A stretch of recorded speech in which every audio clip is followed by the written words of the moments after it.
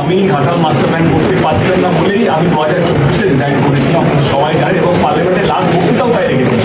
আমার প্রথম বক্তৃতাও ছিল ঘাটাল মাস্টার প্ল্যান নিয়ে, যেটা বাংলায় বলেছিলাম, এবং দিদির শেষ কথা রেখেছিলাম পার্লামেন্টে, সেটাও কিন্তু ঘাটাল মাস্টার প্ল্যান নিয়ে রেখেছিলাম, এবং দিদিকে সাফ সাফ বলেছিলাম এর ক্যান্ডিডেট হবো না, আমি রিজাইন দিয়েছিলাম।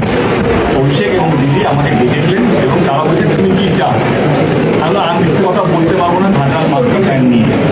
তখনই দিদি বলে, অবশ্যই বলে যে ঘাটাল মাস্টার প্ল্যান যদি রাজ্য সরকার করে। আমি তখন বলেছিলাম যে আমার মনে হয় এটা যেভাবে রাজনীতি হয়, কথা দিয়ে আবার ভুলি ভালি আমাকে ভোটিয়ে আবার দলে নিয়ে আসবে, আর তারপরে দেখালো হলো না। তারা কথা দিয়েছেন আমাকে নয় ঘাটালের মাটিতে এসে। ওয়েলকাম বন্ধুরা, ওয়েলকাম রাইজিং ইন্ডিয়াতে।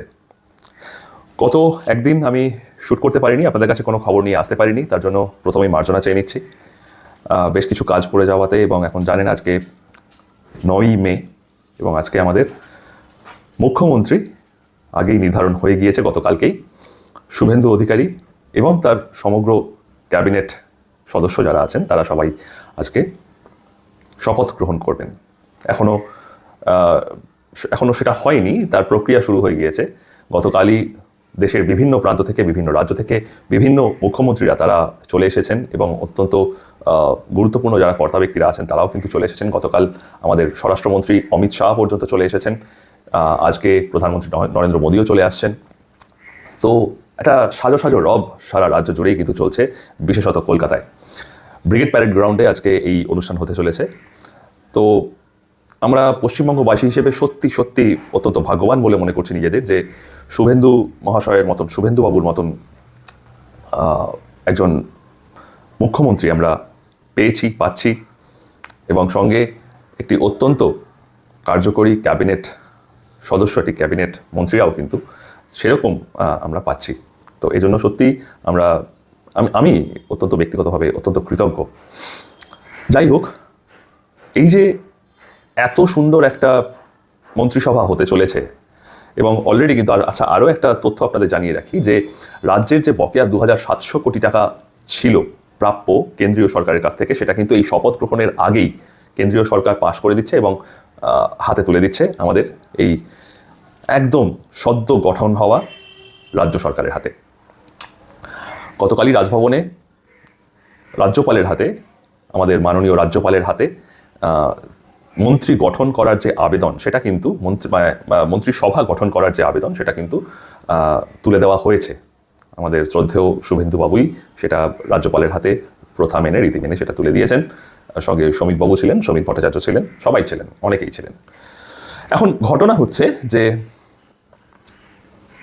আমাদের অতি পরিচিত, অতি প্রিয় অভিনেতা, আমি মেনশন করছি অভিনেতা দেব, তিনি আমাদের যে প্রাক্তন মন্ত্রিসভা ছিল বা প্রাক্তন যে সরকার ছিল, তৃণমূল সরকার, সেই তৃণমূল সরকারের একজন এমপি ছিলেন ঘাটাল সিট থেকে। তো এতদিন তিনি কিন্তু চুপচাপই ছিলেন। এখন এই বিজেপির সরকার গঠন হওয়া বা বিজেপি সরকারে চলে আসার পরেই কিন্তু উনি একদম পাল্টি খেয়ে গেছেন, পুরোপুরি পাল্টি খেয়ে গেছেন। অনেকের মতোই উনিও বলছেন যে না, ঠাড়ে ঠোড়ে উনি বুঝিয়ে দিচ্ছেন যে না, এটা খুব একটা ঠিক হয়নি, আমাকে ভুল বোঝানো হয়েছিল। কি হয়েছিল সব কিছুই আমি আপনাদের দেখাবো, এই ভিডিওতেই দেখাবো। উনি একটি প্রেস কনফারেন্স করেন, এবং সেই প্রেস কনফারেন্স করে উনি জানান যে সেই 2014 সালে উনি প্রথমবার মেম্বার অফ পার্লামেন্ট ওনাকে ইলেক্ট করা হয়েছিল ঘাটাল লোকসভা কেন্দ্র থেকে, এবং তারপর 2019-এও তিনি যেতেন, এবং তারপর 2024-এও তিনি যেতেন। এরপর 2024-এর পরে তিনি ঠিক করেছিলেন যে উনি আর রাজনীতি করবেন না। কিন্তু তাকে নাকি আমাদের শ্রদ্ধেয় পিসিমণি এবং তার ভাইপো ভুজুং ভাজুং দিয়ে পটিয়ে, আমি মেনশন করছি পটিয়ে, কারণ এই পটিয়ে কথাটা উনি মেনশন করেছেন, পটিয়ে আবার তাকে রাজ্য রাজনীতিতে নিয়ে এসেছেন। আচ্ছা, আমাকে একটা কথা বলুন, আপনি তো একজন অ্যাডাল্ট মানুষ, আপনি রাজনীতি করছেন এবং দীর্ঘদিন ধরে রাজনীতি করছেন। সেই 2014-এ আপনি ইলেক্টেড হয়েছিলেন তারপরে 2019-এ আবার আপনি রি-ইলেক্টেড হন এবং তারপর 2024, 15 বছর ধরে আপনি সাংসদ। আপনি সংসদে বক্তব্যও রেখেছিলেন যে আপনি আর করতে চাইছেন না, আপনি আর কন্টিনিউ করতে চাইছেন না। আপনি বলে এসেছিলেন, আপনি নিজেই সেটা বলেছেন আপনার বক্তব্যে, প্রেস কনফারেন্সে। তারপরেও আপনাকে যে কেউ ভুলভাল বুঝিয়ে দিতে পারে। আপনি মাঝখানে একবার বলেছিলেন যে আপনি রাজনীতি বোঝেন না। তো আপনি রাজনীতি যদি না বোঝেন, তাহলে এই যে 15 বছর বা এই যে দীর্ঘ সময় আপনি সাংসদ হিসেবে কাটালেন, তাহলে কি করলেন আপনি? কেন ছিলেন? যেটা আপনি জানেন না, যেটা আপনি বোঝেন না, আপনি নিজেই সেটা স্বীকার করেছেন। সেই জিনিসের মধ্যে থেকে এটা কিন্তু কোনো খেলা করার জায়গা নয়। এটা মানুষের অনেক চাওয়া পাওয়ার বিষয় থাকে, মানুষের অনেক মানুষের জীবনের সঙ্গে জড়িয়ে থাকে পুরো বিষয়টা, মানুষের দৈনন্দিন জীবনের সঙ্গে মিশে। আপনি ঘাটাল থেকে আপনি মেম্বার অফ পার্লামেন্ট, আপনি সাংসদ হয়েছেন। ঘাটালের অবস্থা তো আপনি জানেন, আপনার তো না জানা নয়। তাহলে সেই জায়গায় সেই অসুবিধে নিয়ে দিনের পর দিন জল জমে থাকা, সেই জল না সরা, সেখানে রোগ জীবাণু অসুখ মানুষের মৃত্যু সমস্ত কিছু কিন্তু জড়িয়ে। তারপরেও যখন আপনি জানেন না, আপনার হাতে কিছু নেই, আপনি কিছু করতে পারবেন না, তাহলেও কেন আপনি সেই রাজনীতি করে গিয়েছেন সেখানে? আপনি মানুষকে ভুল বোঝাননি, আপনি মানুষের সঙ্গে প্রতারণা করেননি। তাহলে আপনার কি অধিকার আছে এই প্রতারণা করার? আপনার কি অধিকার আছে মানুষকে ভুল বোঝানোর?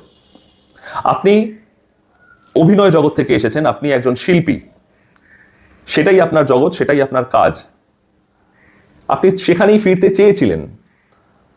তারপরেও আপনার যে এই সিদ্ধান্ত, সেই সিদ্ধান্তে আপনি অটল থাকতে পারলেন না। তার মানে আপনার সিদ্ধান্ত নেওয়ায় কিছু গন্ডগোল ছিল, আপনার সিদ্ধান্ত নেওয়াতে সমস্যা ছিল।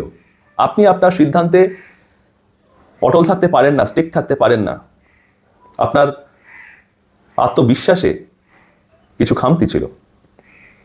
না হলে একজন পিসি বা ভাইপোর মতন দুজন মানুষ আপনাকে ভুলভাল বোঝালো, আর আপনি সেই ভুলভাল বুঝে আপনি আবার রাজনীতিতে ফিরে এলেন। এটা কি হতে পারে? এটা কি বিশ্বাসযোগ্য? এটা কি মানুষ মানবে, বিশ্বাস করবে?